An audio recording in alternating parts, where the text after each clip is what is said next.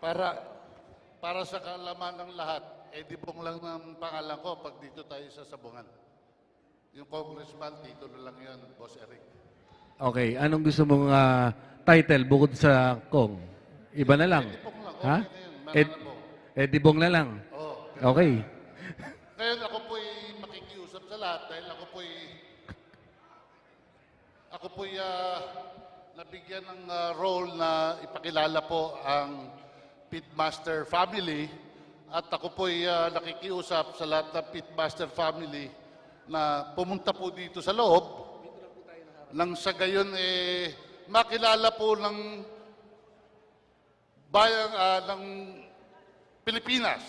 Ito po ang Pitmaster family na nasa harapan niyo po. So nakikiusap po ako sa lahat po ng mga kasamahan ko sa Pitmaster family, atong Jerry Ramos, Boss RJ, Ma'am G, Charles Evangelista, Boss Art, Joey de los Santos, Joseph. At siyempre Art yung ating Alcaide. mga operators. Yung mga operators po ng Pitmasters Live. lalong-lalo na po. Please join us. Sir. Boss Arman. Arman Santos, Tose, Amo. dito Halika na dito. po tayo lahat. Huwag na po kayong mahiya at para magkaalaman na po. Dahil sa lahat ng ito tayo magkakasama sa kasalukuyang ito. Kinakailangan po ang presensya ninyo ng Pitmaster family nang maintindihan po ng sambayanang Pilipinas kung ano po ang Pitmaster. Dito lang po tayo. Dito lang po tayo mga kaibigan.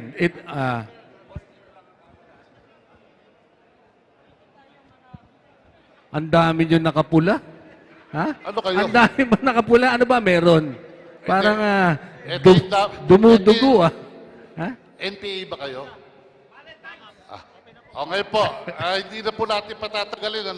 In behalf of Pitmaster family, ibibigay po natin ngayon sa inyong lahat, sa ating lahat, nang tayo po'y magkaintindihan kung ano po ang Pitmaster family at Pitmaster Life. Walang iba kundi si Mr. Atong Ang. Magandang gabi. Well, magandang gabi sa mga membro ng Co-op, Cockpit. Ito, mga may-ari ng sabungan yan. Okay? Association at mga kasama nyo na mga nanonood sa mga sabungan nyo, sa mga Pitmaster Live. Okay? Yung mga OCB natin, magandang gabi din. Lahat ng mga betting station natin outside, tsaka yung mga nanonood dyan. Yung mga OFW na nanonood din sa atin ngayon, mga nabibigyan natin ng kasiyahan sa ibang bansa, mga nalulungkot, ang pinapanood, itong Pitmaster Live natin.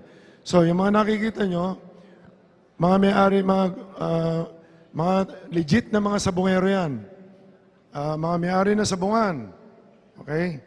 At lahat nanonood sa ibang bansa ng Pitmaster Live, marami yan, hanggang Amerika. Kaya kami nagpatawag dito ngayon.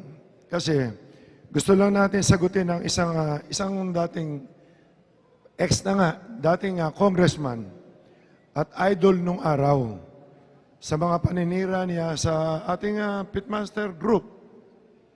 Sabi tayo raw, nagchuchope. Okay? Sintisador daw natin, mga nababayaran. Ang grupo raw ng Pitmaster, gusto raw kontrolin ng sabong. Tapos gusto rin daw namin labanan dahil nagbabanding kami, gusto raw namin labanan ang mga digmaan at bakbakan. Gusto raw namin patayin lahat ang negosyo. So, kailangan natin sagutin niya kasi unfair naman. Alam naman natin, maski nung araw pa, lalo ako, hindi ko itinotolerate ang kalokohan dyan. Ang gusto ko lang talaga, maayos ang industriya ng mga sabong. Lumaki ang industriya natin. Kasi marami akong plano dito. Ngayon, nakita nyo, malinis na yan. Ilan ang member natin dito? Yung original kami na, siguro mga nasa 30 kami. Sa tingin nyo ba, lahat yan, makukumbisi ko sumama eh. Lahat may mga utak yan, may mga pera yan. Alam nila kung tama, alam nila ang tama at mali. Okay? So, simula tayo. Total, ikaw naman ang binaban, hawakan mo yan. Ito istorya niyan. Noong 80s, ang sabungan na pinaglalaban ng mga big time ay Araneta Coliseum, Roligon, at San Juan. At late 80s, ako ang humawak ng San Juan noong panahon na yun. Napunta ako sa Amerika, 2000, bumalik ako 2006. Mga late 2000 hanggang ngayon, marami na nagbago sa sabong. Dahil sa new technology, nagkaroon ng video streaming at online betting ng sabong sa abroad. Dahil din siguro sa hirap ng buhay, ang mga sabungan karamihan ay nalulugi na. Madami ang nagsasara or binibenta dahil hindi biro ang mag-host ng derby. Talagang hindi biro. Kaya kailangan ka mag-host, kailangan ka magbabayad ka sa mga ganyan. So, ang ibig sabihin, talagang halos karamihan ng sabungan, isa din binibenta na o hindi na kumikita. Nagkaroon ng grupo ng bakbakan sa pamumuno ni Ricoy Palmares na tulungan ng mga breeders sa buong Pilipinas. Maganda yan. Nagtayo rin ng grupo ng digmaan sa pamumuno ni Bernet Acoy, Nestor Bendeville. Magaling yan, maganda intensyon nila, tumutulong sa mga breeders natin, saka sa industriya natin. Ito medyo magulong istorya ng sabong. Mga 2014 o 2015 yata, merong international derby sa Araneta. Dahil nga sa new technology, ang global ang kumukuha ng video sa Araneta para mapanood sa mga sabungan, sa mga sabungan. Meron silang contract, ang nakakuha ron is global. Ang global, ang may kontrata sa Araneta noong time na yon. Pero ang Sabong Sports, na pag-aari namin nila Sunny Lagon, Jerry Ramos at ako ay pinayagan nilang kumuha ng palabas at nagbayad kami ng 3 milyon kay Dong Lamoste ng Araneta, na manager. Di naman namin alam na may kontrata ang global at tinanggap ng Araneta ang aming bayad. Ito ang hindi maganda nangyari. Nagreklamo ang global na magdidemanda pag pinayagan kami kumuha ng palabas. Ang ginawa ng Araneta ni Dong, after 2 days, pinaalis lahat ng camera namin at hindi sinoli ang pera namin.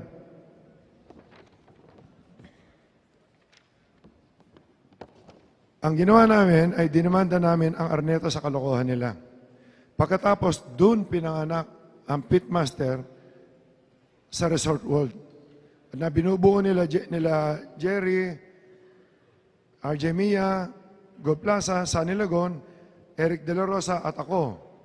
At maraming sumuporta dahil alam nila ang Araneta for how many years? Ayoko na magsalita muna ng masama. Okay? Naging successful at sumikat ang pitmaster at dumami ang mga sumasali taon-taon. Nakikita niyo yan. Ang pitmaster group, alam na lahat na ang kinikita namin ay tumutulong kami sa mga may sakit, pag may bagyo, at maski anong tulong sa tao. At lahat ng sumasali ay meron sukli ng entry, parang bayad sa pagsali nila. Alam na lahat yan. So sa madaling salita, kaya namin binuo yan para meron tayong libangan, para maging masaya yung mga tao, tapos huwag na lang yung one-sided. Okay? Nagplano rin kami sa ginawa sa amin na tulungan ng mga maliliit na breeder sa buong Pilipinas na makilala sila at mabenta ang mga istag nila sa pamamagitan ng pagband ng pitmaster band. Wala kaming plano na kalabanin ng bakbakan at digmaan. Wala rin kaming plano ng tournament na meron na parang kikita kami, parang ng mga digmaan, yung mga ganyan. Gusto lang namin tulungan ng mga breeder na maliliit na mabenta yung mga manok nila, kaya babandidan namin. So, ibig sabihin, pag binandidan namin yung mga hindi nabandidan, binabandidan namin sila, mabebenta nila yung mga manok nila. So, magkakatulong kami ng bakbakan sa kadigmaan. So, maliwanag na iisa kami. Ito pa ang maganda nangyayari ngayon. Lahat ng sabungan ng mga nalulugi na hindi masyadong kumikita, ay kumikita na ngayon dahil sa video streaming at online betting na ginawa namin na ang lisensya galing sa LGU at supervision ng GAB. So ang palabas na ginagawa natin dito, napapanood sa mga sabungan nila, napapanood sa mga OCB, tsaka sa ibang bansa. Ang dami namin nabibigyan trabaho ngayon. Libo-libong teller. Sa buong Pilipinas, ang dami. Nakarecover lahat. Ang mga breeders, nabibenta na yung mga manok na maayos. Pinipilit natin na maging malinis ang sabong. Okay? Ang Pitmaster ay naging UACOP na ngayon, samahan ng mga sabungan at matitinong sabungero. Halos lahat ng member namin sa buong Pilipinas, matitinong sabungan at sabungero. Ito na ang medyo hindi magandang nangyari at ginawa ng isa nating kapatid at kasama ang sabungero, ito ang buhay niya. Siya si ex-congressman Patrick Antonio, na ang tawag nila, idol. Sumikat siya, February 20, sumikat siya nung panahon ng mga 90s, tapos sumikat uli nung 2000, nitong 2000 plus, wala nang nakakakontrol ng sabong eh. Okay? February 22, Saturday, Digmaan Regional Meeting sa Green Hills. Last ano lang to, isang araw. Lahat ng presidente ng Digmaan nandun. Biglang dumating si Patrick Antonio sa meeting nila at hindi naman siya imbitado. Nagsalita sa microphone at nanira at gumawa ng istorya. Maraming nainis sa ginawa niya kasi ang ginawa ng mga officer, dahil ang ginawa ng officer, tinawagan kami para pumunta ron, para ipagtanggol sa mga sinabi ni Patrick na paninira na nandiyopi daw tayo, na kung ano ginagawa, finifix daw natin ang mga games. Yun ang mga sinasabi niya ron. Sino tong ex-congressman Patrick Antonio na to? Ito ang pagkatao niya. Siya ang dating sikat na idol noong 90s at 2000. Entry name, Sagupaan. Okay? Tumakbong governor or congressman sa Cagayan noong 90s. Congressman, governor, pero natalo dahil suplado eh. Okay? Actually, halos kasabay kong lumaki ito eh. Tumakbong congressman ng party list ng Agbiag dahil sikat siya sa sabong. Nanalo naman. Dahil hindi alam ng mga tao ugali niya eh. Kung mapapansin nyo, ito si Patrick, walang kaibigan yan. Alam na lahat dito yan. Wala nga kasama sa sabungan yan. Dahil napakasuplado, ang tingin niya sa sarili niya, siya ang pinakamataas at pinakamagaling magmanok. Alam niyo naman lahat yan, hindi ako nagsisinungaling. Okay? Dahil sa ugali ni Patrick, na suplado at masakit magsalita, nung siguro mid-1990s, noong 1996, napatrouble si Patrick, nagpasabong niya sa Roligon. Dahil sa kabastusan niya, may binastos siya na isang kasamahan natin sa Bungero, sa Roligon. Nagkagulo, tapos gumawa siya ng ingay, congressman siya, ginamit niya yung pagiging congressman niya. Okay? Nag-privilege speech siya sa Congress, sinabi niya na sinampal siya sinampal siya nung sa Bungero na yun. Sinapok pa raw siya. Congressman ka, laki mong tao, nagpapasapok ka. Di ba? Hindi na nahiya. Kaya nung tumakbo siya, sabi nung kalaban niya, papaig ba kayo na congressman natin, sinasampal lang, natalo tuloy. Okay? Hindi ako yun, ha? Gusto niyang kunin ang simpati ng mga congressman para makasuhan yung nakalaban niya. Naging controversial yung issue na yun. Isang buwan yata sa dyaryo yun, pero wala nangyari. Walang naniwala sa kanya dahil sira ang pangalan niya. Okay? Yung tao naman, mabait yung tao, kaya naabsuelto. Dahil nga sa sikat, eto ngayon siya, dahil nga sa sikat, binili niya ang majority share ng Pasay kay Joey D. siya nagpatakbo ng sabungan. At ngayon, lugi. Nalugi na. Talo si Patrick. Pangalawang talo niya, politika, sa sabungan, talo na naman. Born loser talaga to eh. Dahil nga sa sikat, nagtayo na naman si Patrick ng pabrika ng feeds, ng manok. Kinalaban niya ang malalaking feed mills gaya ng BMEG at Thunderbird. Lugi na naman siya ngayon. So, talo na naman si Patrick. Okay? Para matuloy na yung ban mo. Sinasabi ko lang sa inyo kung ano nangyayari. Ina-accuse nila kami ng sindikato, ina-accuse niya kami ng kung ano-ano. Dahil sa sikat na naman din siya, pati mga gamot ng manok, pinagawa rin niya, nilabanan niya yung mga laboratory. Hindi siya umubra. Sumikat sandali, lugi na naman yung kumpanya niya ngayon. Talo na naman si Patrick. Talo na naman. Talo. Okay. Ngayon, ang mga manok niya, maski saan lumaban, maski sa sabungan niya, puro talo.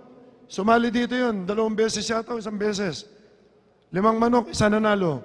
Alam mo, sabi, pinagtutulungan daw namin siya. Ang po, isipin pinagtutulungan, lalabang ka. Sa Pasay, obserbahan nyo. Sumasali kami sa Pasay, hindi namin nakakalaban ng manok niya. Gusto niya laging 10-6. Okay? Akala kasi ni Patrick, ang swerte at kasikatan, pangmatagalan, mali siya. Pag dumating sa iyo ang swerte, yan ang payo ko sa atin. Ang dapat gamitin nyo sa tama at huwag maging salbahe sa tao. Kasi maikli lang ang swerte lagi. Pag dumating ang pera, ipunin nyo. Yan. Ako nakita nyo, nakulong ako. Lahat, ups and downs sa buhay ko, consistent ako. Maski ano mangyari, never ako nagsisisigaw sa mga tao dyan. Kung makikipag-away ako sa mga tarantadong tao, pero hindi sa mga ordinaryong tao. Mahal ko mga sabongero, mahal ko kayo lahat, masaya ako pag nakikita kayo. Hindi ako papayag na may sumira sa sabong, tandaan nyo, kasi malayo pa ang iniisip ko rito. Hanggang sa ibang bansa, next year, makikita nyo. Kasi ito lang ang sugal na every 10 minutes, walang sugal sa buong mundo na ito, na pareho natin. Kailangan lang, pakita natin sa mga tao, sa ibang bansa, na ayos tayo, walang kalokohan. Kaya, lalabanan ko ang mga kalawang ng sabungan. Actually, 2 yan eh. Pero isa na lang sasabihin ko yun. Ire-reserva ko isa. Yan si Patrick talaga. Yan si Patrick, sino ba si Patrick Antonio? Imbitahin mo, sasali ng isa, pupusta ng malaki. Pag natalo, iiwanan na yung manok niya, pupusta 33. Hindi napapago yan, simula nung pinanganak yan. Hindi pumapago yan. Ganyan katuso yan, puro pera tinitignan. Ngayon, dahil sa new technology, lugi naman kasi negosyo ni Patrick. Nagtayo na naman siya ng video streaming na nga. Yan na nga yung global. Na nagbebenta ng palabas sa mga sabungan. Binibenta niya 10,000, 15,000. Ang problema, siyempre, yung Pitmaster Live, gumawa kami, libre. So alam natin makakaproblema siya. Bukod sa libre na, kumikita pa kayo. Dahil may porsyento kayo doon sa income namin eh. Ang liit lang kinuha namin, 5%. Binibigyan namin sa inyo, kayo, hindi namin kayo tauhan. Pareho na sinasabi ko, magkakasosyo tayo, magkakatulong tayo sa pag-improve ng industriya. Hindi pareho ni Patrick. Okay. Ito na ang kasalanan ni Patrick. Dito, sobra na kasinungalingan ni Patrick. Ayoko magmura kasi mabait ako eh. Noong February 22, Saturday, di ba sabi ko, nag-meeting ang digmaan. Nagsalita si Patrick doon. Ginamit ang microphone. Kaya ginagamit ko itong microphone ngayon para sa iyo, Patrick. Okay? Siniraan niya ang grupo namin, lalo na ako. Ang sabi niya, kung gusto niyo marinig yan, naka-record yan. Okay? Ang sabi niya, nag-usap daw kami at ininsulto ko daw siya at pinasasara ko daw ang global niya. Yun ang sinabi niya. Ang sabi pa ni Patrick, ang Pasay daw at ang business niya ay pababagsakin ko, yung sabungan ng Pasay. Yun ang kinukuha niya simpati ng mga tao eh. Okay? Pero pinagtatawa na naman siya, hindi niya alam. Habang nagsasalita siya, tumatawag sa amin yung mga tiga ron. Ang sabi niya, nagmakaawa daw siya sa akin dahil sa pamilya niya, ang business na yun. Huwag ko raw kalabanin. Hindi naman ako nagtitinda ng patoka. Hindi ko naman nilalabanan yung mga laboratory. Sa tingin niyo ba si Patrick sa suplado niya magmamakaawa siya sa amin? At hindi ko ugali mga pinantao. Sabi rin niya, ang pasay daw patas, walang tsope, ang sintesador maayos, parehas, at di pareho ng pitmaster. Okay? Ako daw, o kami, ay gustong kontrolin ng sabong. Sino ba kumokontrol? Siya nga eh. Gamot, sabongan, patoka, video, lahat gusto niya negosyo. Gusto niya kanya lahat. Gusto niya kami pag-awayin ng digmaan. Nagbabande daw kami para magbigay ng premyo. Kaya kami nagbaband doon sa mga breeder na hindi nabandidan, walang pambayad ng 16,500 dahil limited ang pondo ng mga maliliit na breeders. Binabandidan namin sila sa 12 pesos lang. Halaga ng wimban, wala kaming kita diyan. Binibigay namin sa kanila lahat para maibenta, magamit sa Maynila ang mga manok ng breeder. Ito ang totoong nangyari sa meeting na yan. I think nandito yung asawa ni Tony, yung ano tawag niya, in-laws niya, si Erica. Si Erica, nakapakabait niya. Hindi ko lang pwedeng pagsalitain dito at baka mamaya palayasin na naman ni Patrick. Okay, mamaya kukwento ko pa si Patrick. Marami pa yan. Dalawang page na lang pala to. Ito ang totoong nangyari sa meeting na yon. Since tinawagan ko si Erica, sabi ko, Erica, sabi mo kay Patrick, gusto ko siya makausap para doon sa negosyo niya. Dahil yung negosyo niya, yung global, nasasagasaan na namin. Gusto ko mag-usap para magkaroon ng joint venture. Magtulungan tayo. Okay? Tapos, sinet niya, kami ni Eric, nakipag-usap sa kanya. Ang in-offer ko, kinuwenta namin ang kinikita ng global niya, more or less, ang natitira mga 4 million. Kami naman kasi libre, pero may income kami dahil may betting. Okay? So, ang sabi ko,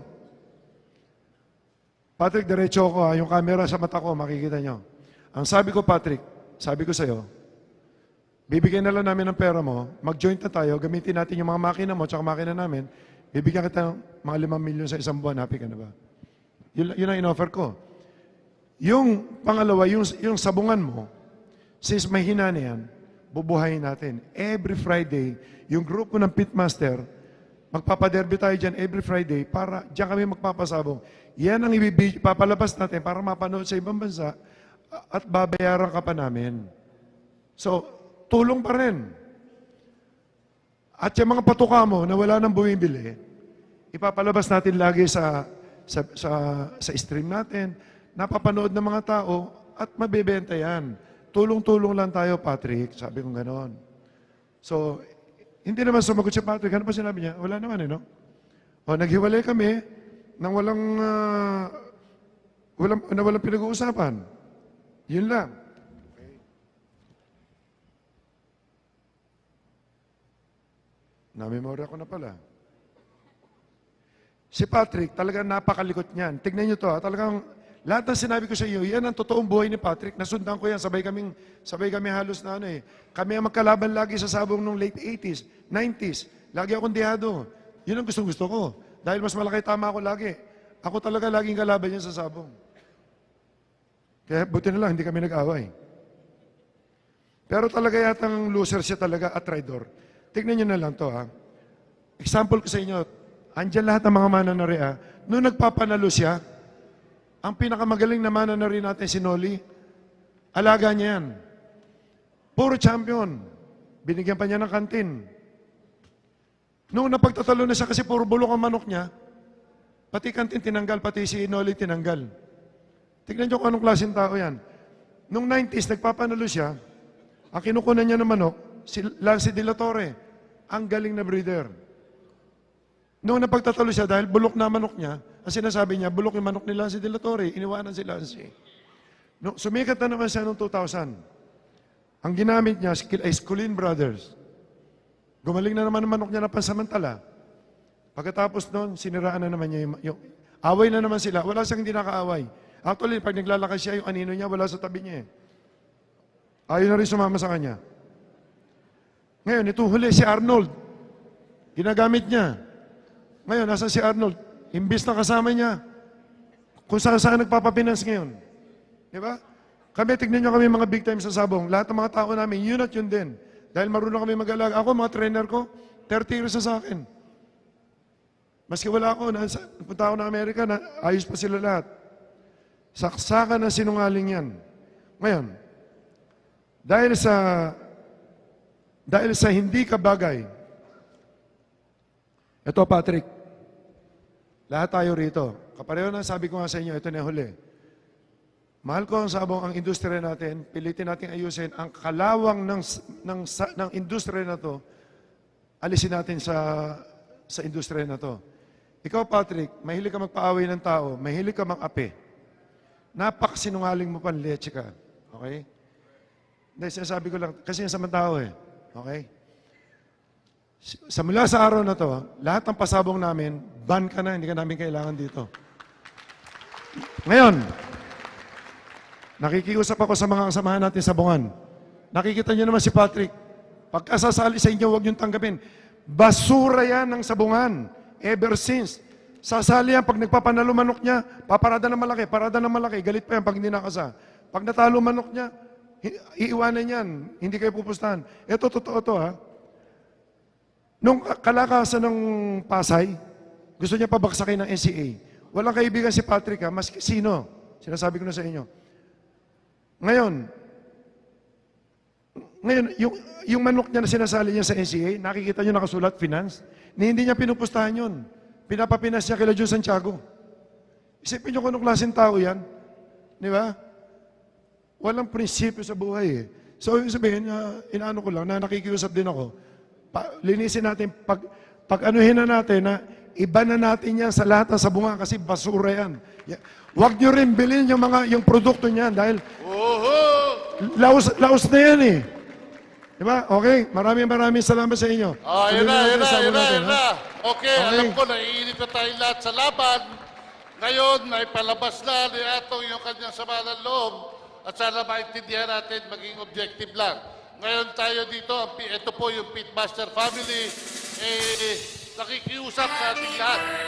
Nakikiusap po tayo na ang sambayanang Pilipinas, lalong-lalo na mga kasabong, tayo magkaisa at pagkatulungan lang sa ngayon, ating mapaunlad o mapalaki ang industriya ng sabong dito sa Pilipinas, lalong-lalo na sa mga kapatid natin na mga handler, feederer at breeder na maliliit na tao ay magkatulungan. Ang Pitmaster family po, dun sa mga may sakit, ay taus-pusong bumigay ng tulong kung kinakailangan po. So, maraming salamat at